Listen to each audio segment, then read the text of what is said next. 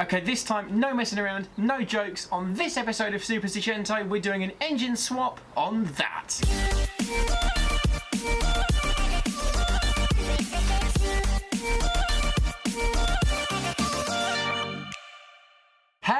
Hello you lot, Miller Corner here, welcome back to Super Seicento, and today is the day we've all been waiting for. That's right, it's the episode I've been talking about for a while now, the episode where we give this little beast more power, because over the last few months we've been doing all the supporting mods to get this car ready for more power. We've given it better suspension, better brakes all round, and those lovely supportive Subaru WRX seats. And now I think I'm in a position where the car is ready for the power that I think it truly deserves. What with all the mods we've done to it, it's super lightweight and it's brilliant little chassis. My car is properly good fun to drive now, and it's really easy to get a massive smile on your face while driving it.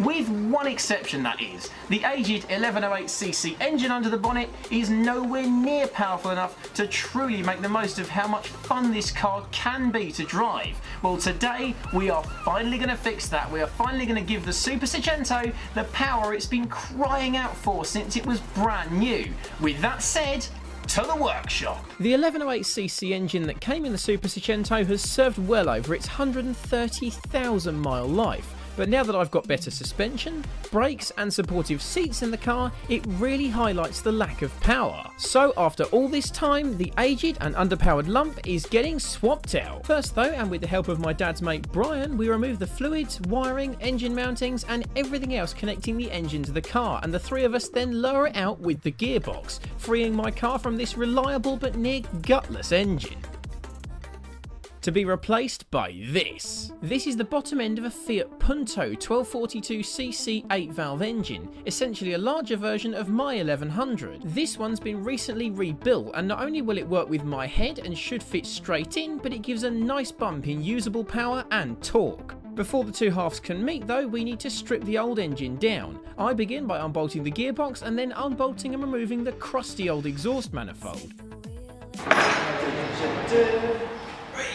My dad then removes the alternator, clutch plate, the clutch itself and the flywheel. So we can easily work on the new block, Dad and I then lift the old engine off the trolley to make room for the new one.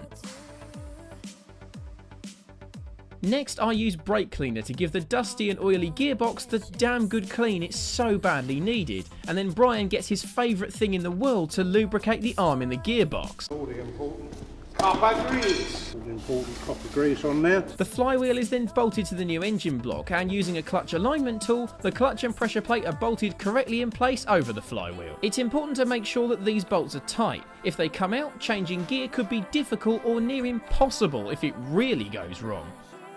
With that done, Brian and I lift the gearbox onto the engine block, and after some jiggling it can then be bolted in place. It's okay to take it gently at first, as damaging these bolts or the block while doing it would spell disaster. Next, the starter motor from the Seicento gets bolted on, followed by the alternator on its bracket. Then Brian explains his theory on doing up bolts. Speed! Much speed! With that, the block is all but assembled, with all the parts from the Seicento transferred onto it and ready for install. Using a trolley, some balancing and a hell of a lot of doing it by eye, it's then time to lower the car down onto its new engine. It might seem slow, but it's so much better to take it slow and get it right than to charge into it only to break something or to have to keep lifting and lowering to get it lined up. Thankfully the engine bay has a good amount of space, and without too much struggle everything lines up. The gearbox mount can then be done up to secure it, and using a jack to line up the engine mount on the driver's side, it too can be bolted up to hold the engine in. We then cautiously raise the lift, but the fact the car isn't leaving the engine on the floor is probably a good sign. With the engine mounts done up and tightened to make sure that the engine is 100% secure, we can then strip the head from the old engine. First up, the rocker cover gets unbolted and removed, exposing a pleasingly tidy oil gallery. Next, the head bolts are undone, starting on the outside and working our way in so that the head comes off square. The head bolts are then pulled out, and with a gentle rock, the head then comes away from the block and is gently lowered on its side, being careful not to crush the wiring.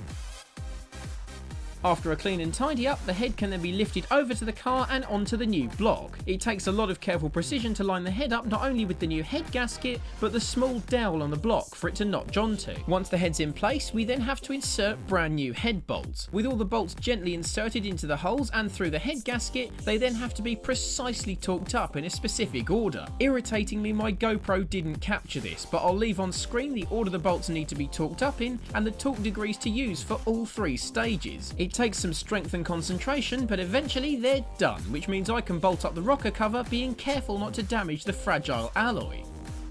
Next, the lift goes up so that we can make sure the wiring reaches. The silver hole in the middle of the new block is used for the knock sensor. It's lower down than on the Seicento block, but it uses the exact same sensor. It has to use this hole as the one above it is for the alternator bracket, and the knock sensor has to be positioned central in the block to work correctly. Next, it's onto the cam belt, starting with a new tensioner before lowering the car down to reveal an almighty problem. The cam belt doesn't fit. The Seicento cam belt doesn't work with the crankshaft pulley or water pump in terms of width, profile, length, or even the number of teeth. Even the Punto one that came with the new block doesn't fit either. It's nearly 9 PM, all the parts suppliers are closed for the day, and we don't have a cam belt that fits. We've got no choice but to end the day there and then.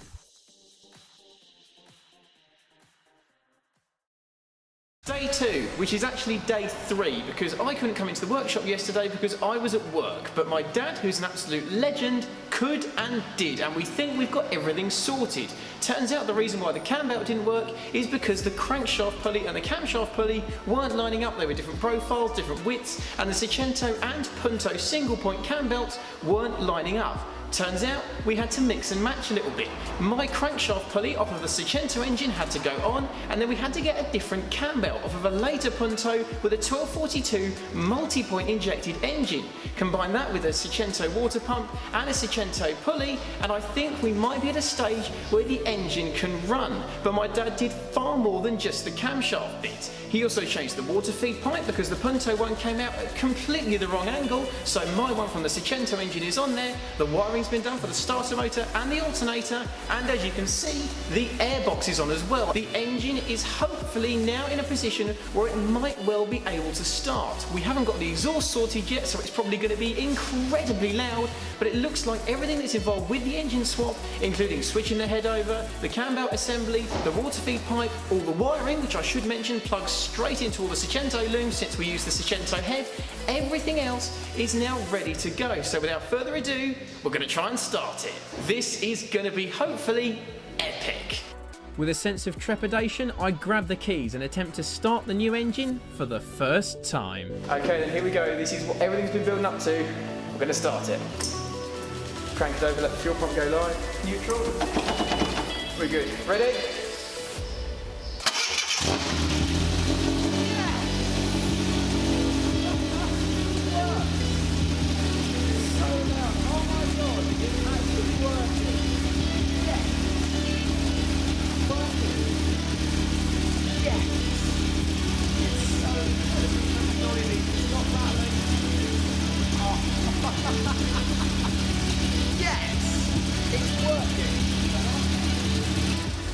It works, that's awesome. It's extremely loud because it's only got a bare bones exhaust on it at the moment, and we're nowhere near finished, but we're near the light at the end of the tunnel. It's running, and it seems to be running right. So without further ado, we're gonna get the last little bits done before we go out for the first drive.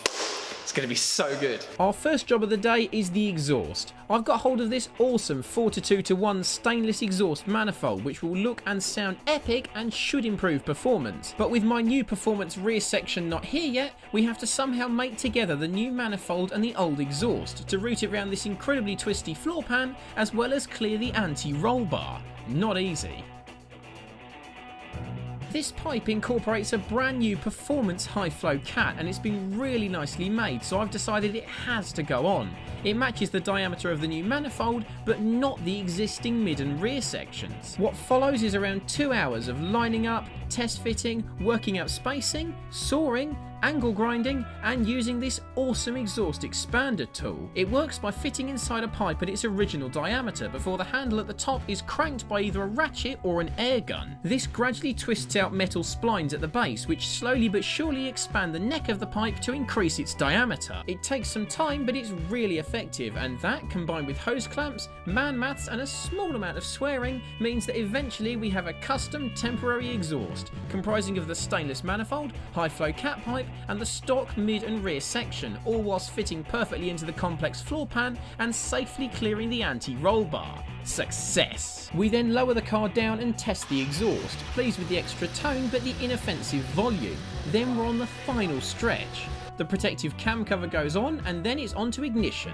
We'll be fitting a new coil pack, complete with performance MagnaCore leads and NGK plugs, but before that can go on, we have to remove the old ignition system. The HT leads are unplugged from the spark plugs and then routed back through the spaghetti of wiring loom and fuel rail before the old coil pack is unbolted and removed. The new coil pack is inserted and bolted in with the world's smallest ratchet, and then it's time for the old plugs. With a suitably sized spark plug socket on the end of a ratchet extension, the old plugs can be undone and pulled out, revealing that they're actually in pretty decent condition. Then the new plug goes in, gently inserted to avoid closing the plug gap before being screwed in place by the aforementioned spark plug socket on an extension. It needs to be done tight with a final quarter of a turn or so, but not over tightened, as this would result in a lot of problems. The socket can sometimes get stuck, but with the help of pliers, all 4 spark plugs are eventually changed. Finally, the new leads are connected to the plugs with the specific order labelled on the leads themselves. Coil pack and plugs done, it's then on to oil, where we start by draining the brand new sump on the new block. Then the oil filter is loosened by special oil filter grips, thus releasing yet more oil to drain. The filter itself is emptied and the sump plug is done back up. Forget to do this, and filling up with the new oil might be a little bit messier than you might expect. The new oil filter is checked to match the old one and to oil up the seal before being screwed in and finished with a hearty final twist. Then the new oil. We start with 3.5 litres and it doesn't even register on the dipstick. We continue to add oil and dip until the dipstick shows us full. Then the engine is cranked over and then run for a couple of seconds before we check the now lower oil level. The full line is reached, confirming that the oil and filter change is complete. Finally, the airbox goes back on until the new intake arrives and the Super Seicento engine swap is finished. So there we have it, a whole 1242 engine swap on the Super Seicento is complete. It was a massive 3-day task and it pushed the limits of what I know how to do mechanically, but I absolutely loved it. Learning new skills, trying new things, and finding out how complex even a relatively simple engine swap like this one can be. You're probably expecting me now to go out on a wild home with the car and to tell you how amazingly fast it now is with its epic new 1242 engine in it. But no, that's a story for another day, because this video was all about learning how to fit an engine, learning the ins and outs of how to change an engine in a relatively simple car like this one. The results, which I'm very keen to find out for myself, will be in a video coming very, very soon. I want to give a massive, massive thank you to my dad and his mate Brian for all the help they lent to this build. If it was just me doing it, this would have been a 25-part series on me trying and failing to get the bonnet open and get the airbox off. But thanks to you guys lending your help to the build and giving all your skills, your knowledge, and helping to source parts for it, it is finished. And I could not be more grateful for all of your help. Thank you so much to both of you, and to all of you for watching. If you enjoyed this video, make sure to give it a big old thumbs up, and also subscribe and hit the bell icon so that you are notified when a new Miller Corner video is released. But for now, thanks once again for watching, everybody, and have a brilliant rest of your day. See you soon, and have a good one.